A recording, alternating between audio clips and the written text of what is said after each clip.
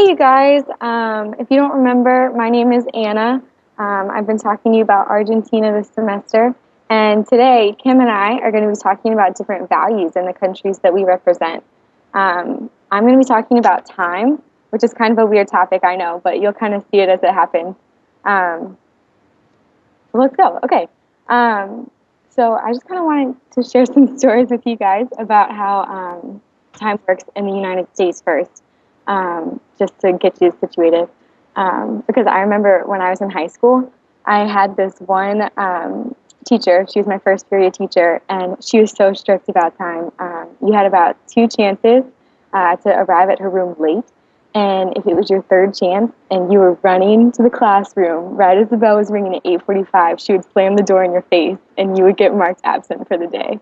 So she was very strict about time.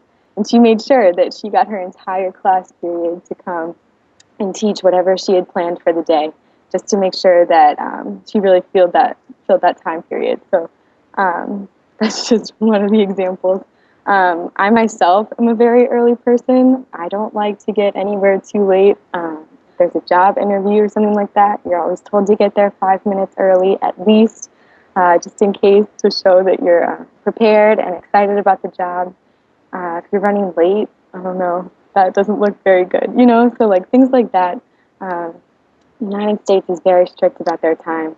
But in Argentina, I really had a problem with this because their idea of time is so different than mine, and what I'm used to here in the United States. I mostly saw this with my classes.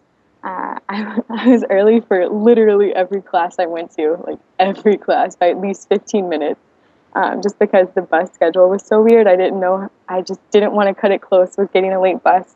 If you were late to class, like a lot of other students were, it's okay. You can walk in, you say hi to the professor, kind of distract everyone as you're going in, sit down, it's fine. If the professor was late to class, which happened pretty often, Oh, wow. it's still not a problem. The classes are about 3 hours long, typically, and so there's a break in the middle so that you kind of get to rest your brain a little bit and like get back in the groove of learning. So if the professor was late, you would still take that like 15-minute break in classes, and that always shocked me. I was like, is there not a time when I can just leave if you're like 20 minutes late? No, there's not. You stay there. My host mom too, she would always come home and she would complain to me, Anna, I had such a busy day today. And I was like, oh, what'd you do? I had to go shopping for groceries. I had to go to the bank. Then I had like a 2-hour long coffee date with my friend. And I was like, you weren't busy. You had coffee for 2 hours. Like, you don't do that if you're busy. So things like that, like, always just really shocked me. It was really hard to get a grasp on what exactly was late, what was early, and what was just relaxed time. So that was really hard for me to get used to.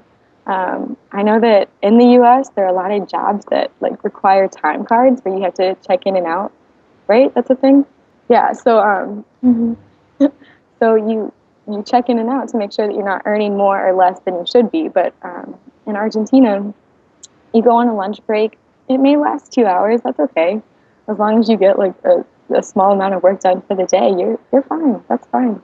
But here, I feel like you would get fired for that. Like.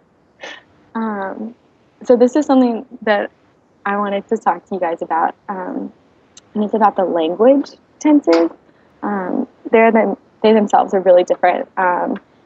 In English, if you're saying like that you had just finished a task or you had just come from another class, you would say, I just came from my class in Spanish or whatever like that. But in Spanish, it's so different, which was really hard to learn and get right on tests, actually. So this might help you guys out if you take Spanish. But it's a little bit different. So if you just completed an activity, like I just came from class or something like that, you would still conjugate that verb in present tense. It would be acabó de mi clase, and that is conjugated in my present tense. Like I just did this, but it's present, and I was always so confused. And I was like, "You are coming from class? You just did what? Like, where are you? Like, where in the day are you right now?"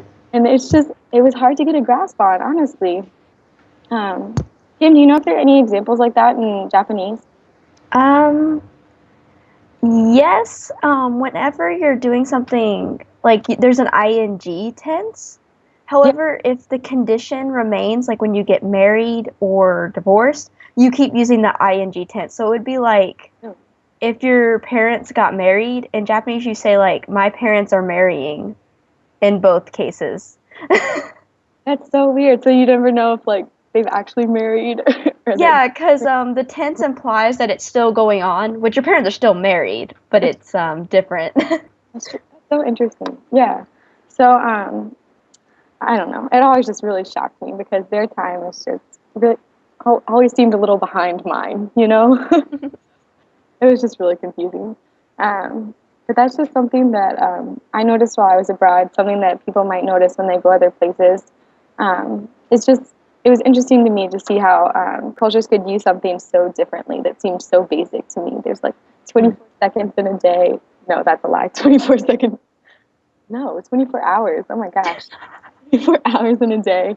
And it's just, it seems like that would be so strict. You know, you arrive at 8, you get there at 8, you know, or a little before. But no, Yeah. it was just so different. And so it seems so basic, but it's really like a human made construct that varies amongst different cultures. And I don't know, it was just really interesting to me to see that difference and something that I had to adjust to while I was abroad.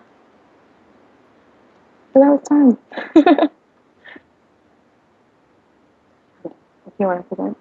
Okay. All right, guys. So Anna talked about time. As you know, I'm Kim, and I went to Japan. So for my presentation, I'm actually going to talk to you about a very important Japanese value called harmony. So, like, first, I'd like to ask you guys, like, when you learn values in school, do you think they're American values, or do you think that these values could take place anywhere? Things like respect and courtesy. So there are certain cross-cultural values, and that's great to know. That's great to be courteous no matter where you go. However, in Japan, courtesy and harmony take a whole new level. For harmony to take place in Japan, you have to know the language very well. When you first take Japanese, they tell you how to say yes and no. However, there are more ways to say no in Japanese than there are ways to say yes. This is because to say no directly to a person in a very strong tone, the normal ie, is actually very rude. It denotes a distaste for what they're talking about. It denotes a very strong reaction for a casual yes or no question, or someone being like, do you want to go to the movies Friday night? Instead, you have to use different forms of it's fine, that's good, no, or my favorite, un choto, which means, oh, that's a little inconvenient. So when I first arrived at Japan, since I've been raised mostly in the South my whole life, I was always taught to be direct and always say no thank you. So my problem in Japan was there's no real equivalent for no thank you. So when people would ask me like, oh, do you want this food? Or oh, do you want this? I would be like, yay, yay. And they would be like, why are you, like, what's wrong? Like, they would be very shocked by me reacting so strongly. So my host mom actually had to teach me how to say it's fine, or like how to kind of take the food and just be polite. Because the harmony is really important in Japan. It's a value they very strongly encourage because in Japan, like the US, teams and groups are very important. You have to work together. However, unlike the US, the individual is not important. The harmony of the group outweighs the comfort of the individual. So when you're in a group setting, you want things to go as smoothly as humanly possible. And this is very strange because in the US, we're very much taught to be direct in our answers and just to kind of say it how it is. And in Japan, if you ever take Japanese in college, for instance, they have 1,000 ways to imply everything. You don't ever have to say something outright if you don't want to. And this makes it very difficult to adjust because it's not just the language. You learn how to say things directly in Japanese, but a Japanese person would never speak that way because of the differing values. So Anna, did you find that in Argentina, how they use Spanish, like how they said things was different than English? not necessarily like in the sense that they have multiple ways to say no or anything like that. They just say yes or no. But I did find that there are a lot of different ways to be polite about things. But I don't know. I just would try and be as polite as I could and how I knew. You know, like they don't teach you those things, those little nuances in the language. So you just kind of have to figure them out as you go, I guess. Yeah. Yeah, it's actually a pretty early lesson. Spanish. In Japanese, they teach you right in 101 how to say like un choto, which is just it's inconvenient. Yeah. And technically, you don't even finish the sentence because people just know, oh, she can't come that night. So they start suggesting other things or other places or other days. And it can get a little overwhelming. Yeah, but it'd be nice and be like, no, I don't really want to go to dinner at all. You can't really do that. Gotta go. Because it disrupts the harmony. The best thing you could probably give is a very valid excuse like, oh, I must go somewhere with this person because I promised. Okay. That's pretty much your best bet of getting out of that one. Okay. So for you guys, I want y'all to think about the values you're taught in school, like respect, courtesy, responsibility, even patriotism.